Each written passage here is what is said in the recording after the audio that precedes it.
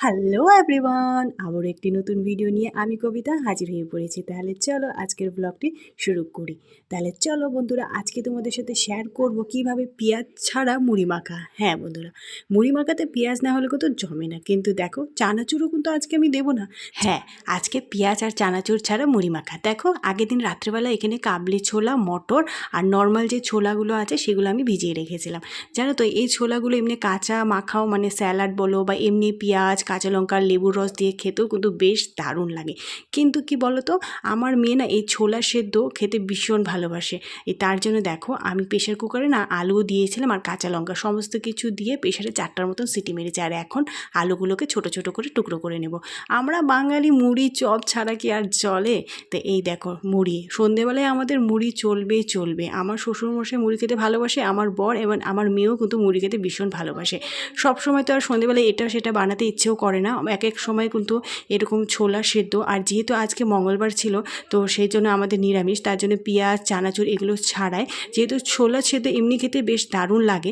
কিন্তু হ্যাঁ, মুড়ির সাথে এইভাবে খেতেও কিন্তু একবার খেয়ে দেখো, ভালো লাগে। জাস্ট এখানে একটু মুড়ি দিলাম আর এই আলু সেদ্ধ, ছোলা সেদ্ধ, হ্যাঁ সেদ্ধ করার সময় একটু হলুদ আর নুন দিয়েছিলাম। আর এই দেখো এখানে একটু ঝুরি ভাজা দেবো। হ্যাঁ, আমরা তো ছোলা অনেক রকমভাবেই খাই, কাঁচা ছোলা স্যালাড করে খাই। এইভাবে একবার খেয়ে দেখো, বেশ ভালো লাগবে। আর ট্যানট্যানা, এই দেখো, এই ছোলা মুড়ি মাখাতে এই মশলা ছাড়া কিন্তু একদমই স্বাদ আসবে না। আর এই মশলাটা কিন্তু আমার শাশুড়িমা নিজের হাতে বানিয়েছে, আর এইটার নাম দিয়েছি আমরা ঝাল নুন। হ্যাঁ, এই ঝাল নুনটা কিন্তু ভীষণ ভালো লাগে, যে কোনো মাখা বলো বা মুড়ি মাখা বলো, ভীষণ ভালো লাগে। তো দেখো, এখানে আমার জন্য আমি এটা নিয়েছি। এখানে শুধু আমি ছোলা সেদ্ধ আর একটু ঝুরি ভাজা আর একটু ঝাল মশলাটা দিয়েছি।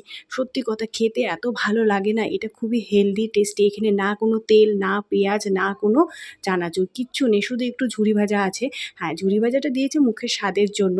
এমনিও কিন্তু নর্মালি ছোলা আর মুড়িটাও কিন্তু খেতে দারুণ লাগে। একটু ঝুরি ভাজা দিলাম, মুখে একটু ভালো লাগবে খেতে, তার জন্য। তোমরা একবার ট্রাই করে দেখো, ভীষণ ভালো লাগে, ভীষণ দারুণ লাগে। বন্ধুরা, এই পর্যন্ত তোমরা যারা কষ্ট করে আমার ভিডিও দেখেছো, তোমরা কিন্তু অবশ্যই আমার চ্যানেলটাকে সাবস্ক্রাইব করে রেখো। কেন বলো তো?